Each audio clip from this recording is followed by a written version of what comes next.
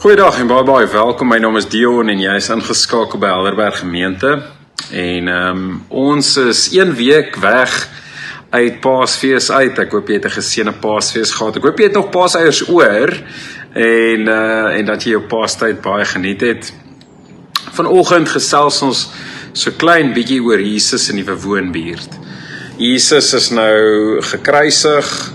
Hy het opgestaan. So wat nou?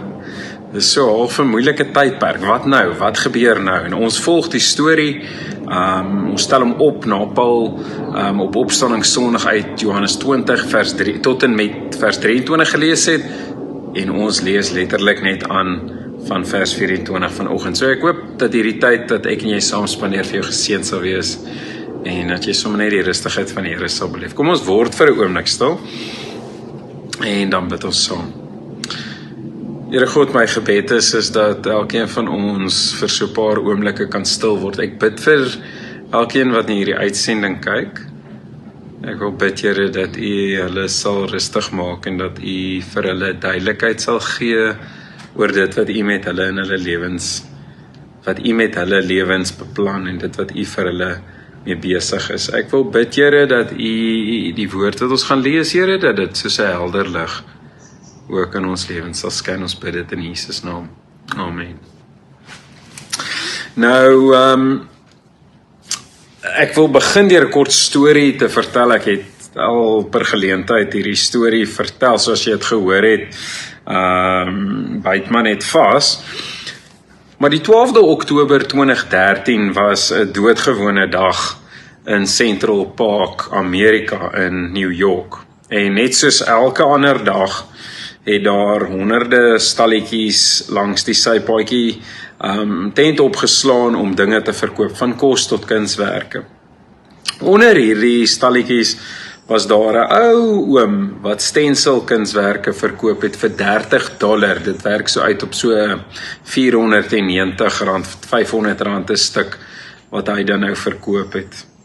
En aan die begin van die oggend was dit baie bedrywig by sy stalletjie. Daar was verskriklik baie mense wat belang gestel het aan sy kunswerke, maar slegs 3 mense het kunswerke van R500 elk gekoop. Die volgende dag het die wêreldbekende Engelse graffiti kunstenaar Banksy aangekondig dat hy in New York is en dat sy kunswerke die vorige dag in Central Park te koop was. Kunstkenners het dadelik probeer agterkom watter kunswerke is dit wat verkoop is en hulle het gereken dat die 3 kunswerke wat vir $30 of R500 'n stuk gekoop is, omtrent so R2 miljoen werd is. Om te dink, iewers in New York besit iemand 'n kunswerk waarvoor hulle R500 voor betaal het, wat omtrent so daai tyd so R2.8 miljoen werd was. Hulle reken dat daardie selfde kunswerke vandag in die omgewing van R5.8 miljoen werd is. Miskien iewers in New York hang een van hierdie stencil kunswerke agter 'n toiletdeur en die eienaar weet nie wat dit werd is nie. Wat as jy iets kosbaar het en jy weet nie wat die waarde daarvan is nie? Sien, die probleem met hierdie storie is dat niemand het geweet dat Banksy in die omgewing is nie. Niemand het geweet dat Banksy in die woonbuurt is nie en daarom het hulle nie waarde toegevoeg aan die kunswerke nie. Hierdie ongelooflike diersame kunswerke wat sommer net so in die algemeen op die straathoek tussen werk en die huis in Central Park verkoop word. Iemand het een keer geskryf en ek dink hulle het dit raak gevat toe hulle geskryf het, "We have become so good that we have moved out of Jesus' neighborhood." Ons het so goed geraak dat ons eintlik uit Jesus se woonbuurt uitgetrek het. Ek dink een van die groot probleme wat ons vandag het is dat mense sukkel om die adres van Jesus se woonbuurt te vind.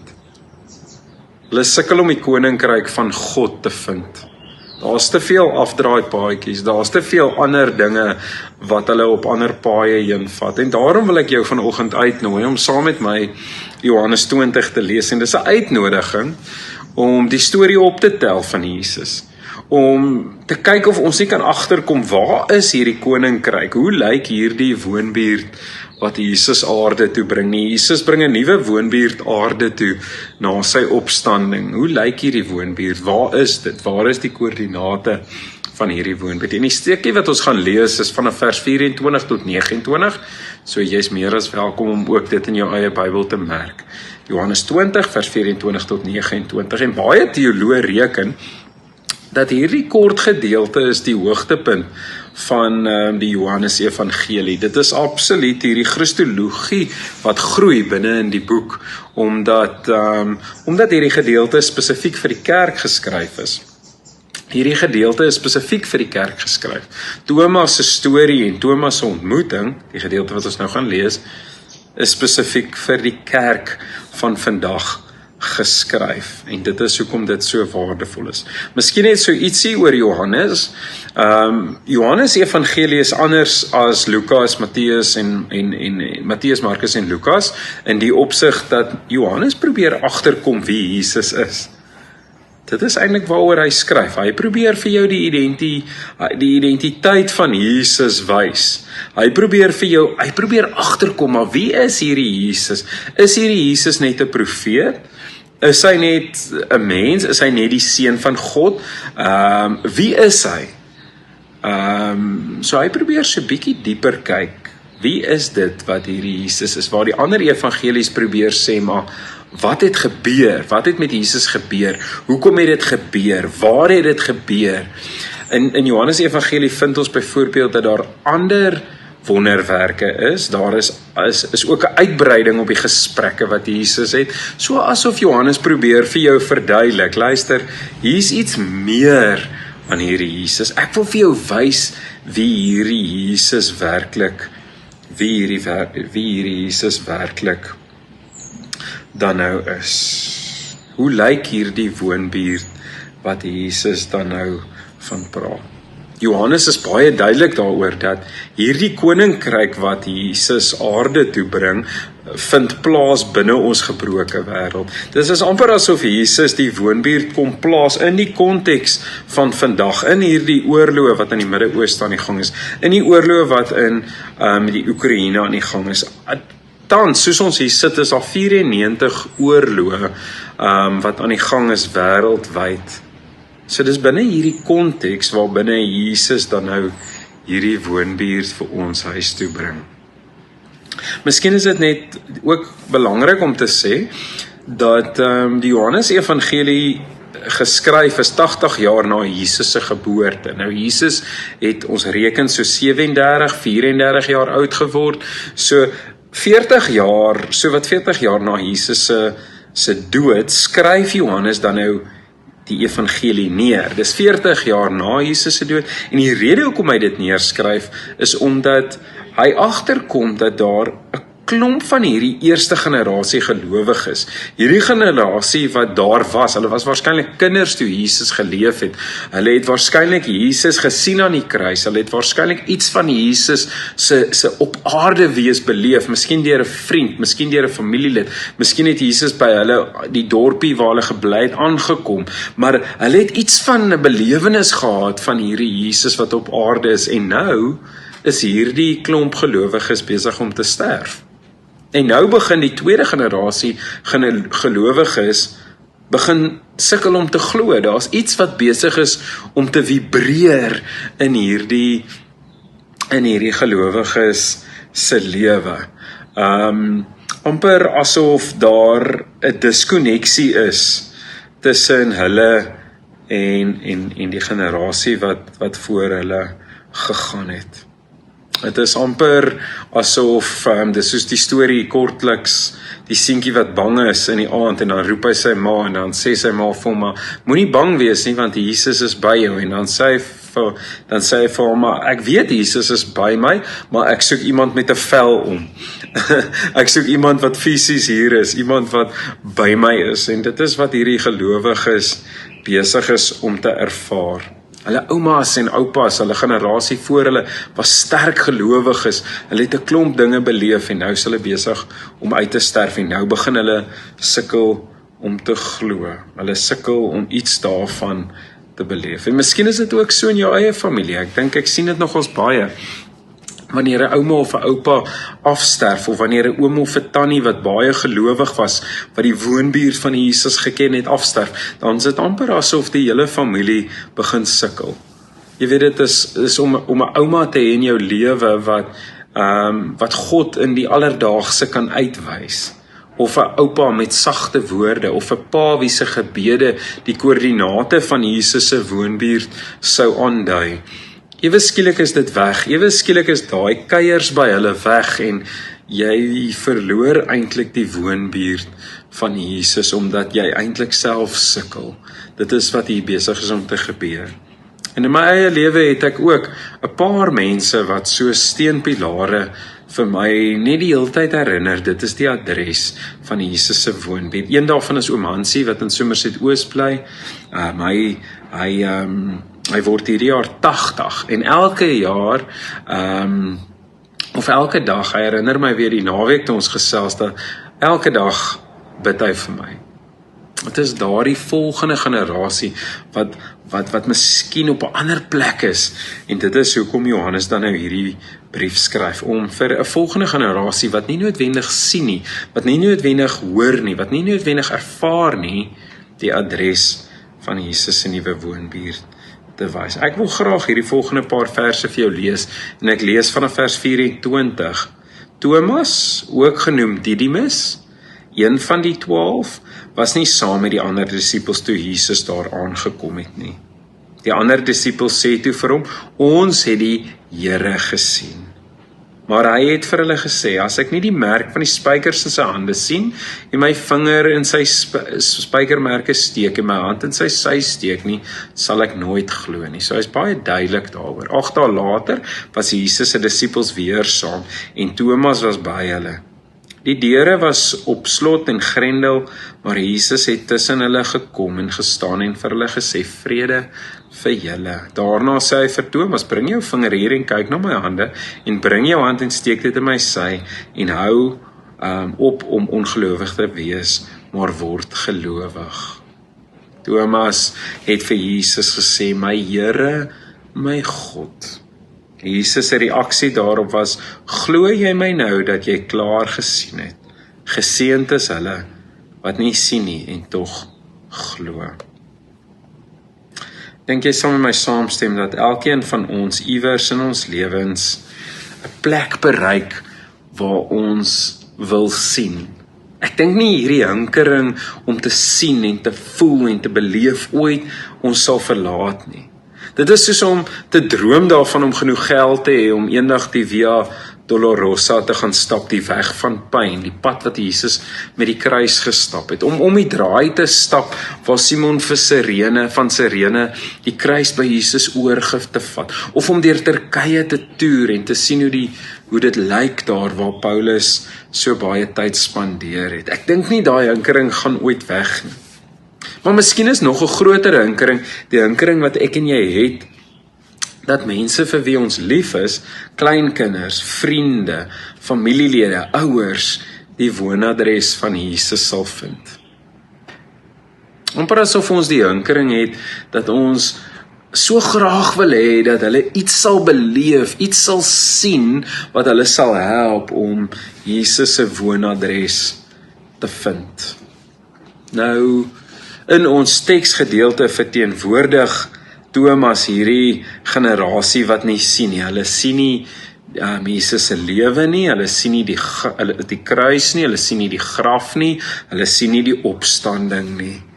Hy verteenwoordig 'n generasie wat niks sien nie. Hy verteenwoordig die kerk van vandag. Hy verteenwoordig my en jou. Hy verteenwoordig ons as te ware. Ons wat nie sien nie, ons wat nie ervaar nie. Nou lees ons dat die disippels is 8 dae nou, dit word erken dat die dag van die opstanding ook een van die dae is. So hierdie groep gelowiges kom dan by mekaar op die Sondagoggend na Jesus se opstanding, die vorige Sondag. So 'n hele week het verbygegaan. En hulle is onder slot en grendel, hulle is toegesluit, die deure is gesluit, die vensters is gesluit, hulle is sag, hulle is bang, hulle vrees vir hulle lewens, en dit is dan wanneer God sy groot skuif maak. Dit is in hierdie samekoms van gelowiges wat God tevoorskyn kom. Dit is hier in hierdie spasie waar God homself kom wys. Dis daar waar hy teenwoordig word. Ekklesia, die samekoms van gelowiges, die bymekaar wees van gelowiges, die kerk. Dit is waar God sy groot skuwe kom maak. Sien, Sondagoggende is nie net 'n tradisie nie, dis nie net 'n ritueel nie. Dit is waar God sy groot werk kom doen. Nou gebeur daar nog 'n ding, en jy moet eintlik so klein bietjie in jou spore stop, want hierdie ontmoeting tussen Jesus en Thomas uiter hierdie ongelooflike belangrike woorde. Hy sê, my Here, my God. Wat ongelooflike radikale woorde is vir 'n Jood van daardie tyd om te sê, my Here, my God. Aardverskuivende woorde, die hoogtepunt van die Johannes Evangelie, want hier is dit nou, die eerste gelowige van die begin van die boek af, en onthou, dit is geskryf 40 jaar na Jesus se dood, en van die begin van die boek af, die boek sê, in die begin sê dit, die woord was God, en God was by die woord, en die woord was self God. So, die herkenning dat God daar is. Maar nou, 20 hoofstukke later, kom Thomas, en hy is die eerste een wat sê, my Here, my God. Hy is die eerste een wat die ontdekking maak dat Jesus het opgestaan, maar Jesus het nie net opgestaan nie. Dit weet hy nou, maar Jesus is God. Thomas kom tot die ontdekking dat Jesus is God. Hy is die koning van konings. Hy is die een wat die skepping in mekaar gesit het. Hy is die een wat die volk uit Israel uit Egipte gelei het. Hy is die een wat gesorg het vir hulle. Hy is die een wat met Dawid gepraat het. Hy is die groot Jahwe. En in hierdie ontmoeting gebeur daar nog so ietsie in die agtergrond. Wanneer Thomas vir Jesus herken as God, en hy sê vir Jesus, jy is God, dan ontken Jesus dit nie. Jesus neem sy posisie in. Jesus is God. Sien, inwoners van Jesus se woonbuurt is mense wat glo dat Jesus opgestaan het. En vir Johannes is dit mense wat glo dat Jesus God is. Inwoners van God se koninkryk, van sy nuwe woonbuurt, is mense wat glo dat Jesus opgestaan het en dat Jesus God is. Thomas wat sy vingers in Jesus se wonde druk, is vir my en jou bewyse dat Jesus se opstanding 'n werklike historiese gebeurtenis is. Dis nie net iets dis is 'n werklike historiese gebeurtenis. Dit het werklik gebeur. Dis die een deel. En die ander deel is die wete, die ontdekking sonder om te sien dat hierdie Jesus God is. Inwoners van Jesus se woonbuurt maak nie 'n sprong, dis nie 'n sprong in die donker in nie, dis nie 'n blinde geloof nie. Dit is mense wat glo dat God aan die werk is in die hede, in die teenwoordigheid. Wanneer die samekoms van gelowiges gebeur, is God daar. Hy is teenwoordig en hierdie God is nog altyd besig in hierdie gebroke wêreld. Geseënd is die mense wat glo sonder om te sien. Geseënd is jy wat glo. Thomas is die heel eerste intrekker in Jesus se nuwe woonbuurt. Inteendeel, hy word die heel eerste eiendomsagent vir Jesus se nuwe woonbuurt. Sondag en die samekoms van gelowiges, julle, dis heilige grond.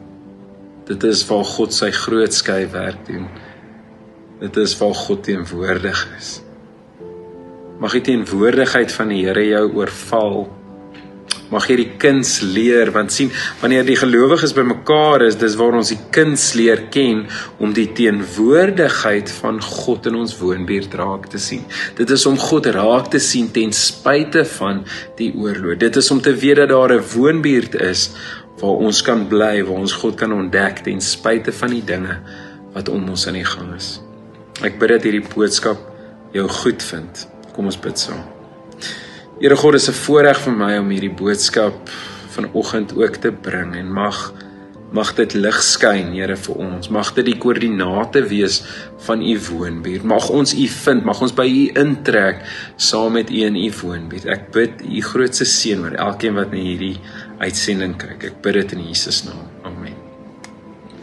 Baie dankie vir al jou ondersteuning. Ons vra jou hulp as jy bereid is om 'n dankoffer te maak vir ons gemeente, sodat ons die werk wat ons doen kan voorthou, sal ons dit baie waardeer, en mag die Here jou seën tot volgende keer. Totsiens.